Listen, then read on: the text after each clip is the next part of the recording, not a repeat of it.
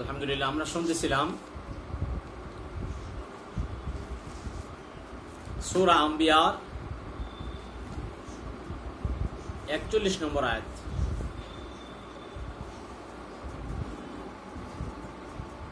আল্লাহ পাক রব্বুল আলামিন বলেন, নবী আপনার পূর্বেও অনেক রাসূলের সাথে তারা ঠাট্টা বিদ্রূপ করেছে, অতঃপর যে বিষয়ে তারা ঠাট্টা করত তা উল্টা ঠাট্টাকারীদের উপরেই অর্পিত হয়েছে। নাউজুবিল্লাহ। তার মানে হলো আল্লাহ তাআলা বুঝাতে চাচ্ছেন যে নবীজি আপনি কোন নতুন রাসূল নয়, আপনার আগে অনেক রাসূল এসেছে, শুধু তারা আপনার সঙ্গে ঠাট্টা বিদ্রূপে লেগে আছে সেটা নয়, আগে যত নবীরা এসেছে তাদের সাথে এই দুষ্ট কাফেররা তারাও ঠাট্টা বিদ্রূপ করেছে, কিন্তু তারা কখনো সফলতা অর্জন করতে পারে নাই। সুবহানাল্লাহ। তারা যে ঠাট্টা বিদ্রূপ করেছে শুধু আপনার সঙ্গে নয়, আপনার পূর্বে যত নবী রাসূল এসেছে তাদের সাথে এরকম ঠাট্টা করেছে। আমি আল্লাহ তাআলা তাদেরকে এত বারবার সতর্ক করেছি, সাবধান করেছি। আমার বন্ধুরা, আমার নবীরা তাদেরকে এত ভাবে বুঝিয়েছে, তারপরও তারা হিদায়াতের পরে আসে নাই, ঠাট্টা বিদ্রূপ করে গিয়েছে। অবশেষে আমি আল্লাহ তাআলা দেখলাম যখন সীমা লঙ্ঘন করে ফেলেছে এই কাফেররা, তখন আমি আল্লাহ তাআলা তাদের উপরে আযাব গজল নাযিল করে দিলাম। নাউজুবিল্লাহ। সুতরাং নবীজি তারা শুধু আপনার সঙ্গে ঠাট্টা করে নাই, আপনার আগে যত নবী রাসূল এসেছে তাদের সাথেও তারা কি করেছে? ঠাট্টা বিদ্রূপ করেছে, কিন্তু সফলতা অর্জন করতে পারে নাই। একটা জিনিস বোঝেন যে পাহাড়ের সঙ্গে কেউ যদি মাথা টাকায় আর বলে, এই পাহাড়, এই রাঙ্গামাটি বিরাট পাহাড়, এই পাহাড় তুই আমার মাথার ঝাঁকানি দেখে আমার মাথা থেকে তুই দূরে সরে যা, বলেন তো মাথা সরবে না পাহাড় সরবে? মাথা সরে যাবে, মাথায় আঘাত প্রাপ্ত হবে, মাথা তছনছ হয়ে যাবে। পাহাড়ের সঙ্গে মাথা টাকাইলে পাহাড়ের কোনো ক্ষতি হবে না, পাহাড়ের জায়গায় থাকবেই। কারণ আল্লাহ তাআলা বলেছে আমি পৃথিবীতে এমন এমন পাহাড় রেখে দিয়েছি পেরেক রূপে, এটাকে আমি স্থাপিত করেছি, এটাকে সরানো সম্ভব না।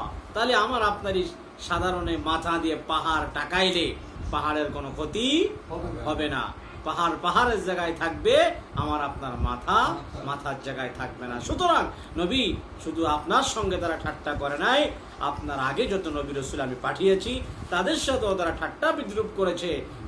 এই জন্য তাদেরকে আমি উল্টা, তারা যে ঠাট্টা করতো এর প্রতিফলন তারা নিজেরাই পেয়েছে, তাদের উপরে আপতিত হয়েছে। সুবহানাল্লাহ বলেন। কারণ আল্লাহ তাআলা তাদের উপর কি করছে? আযাব গজব দিয়েছে।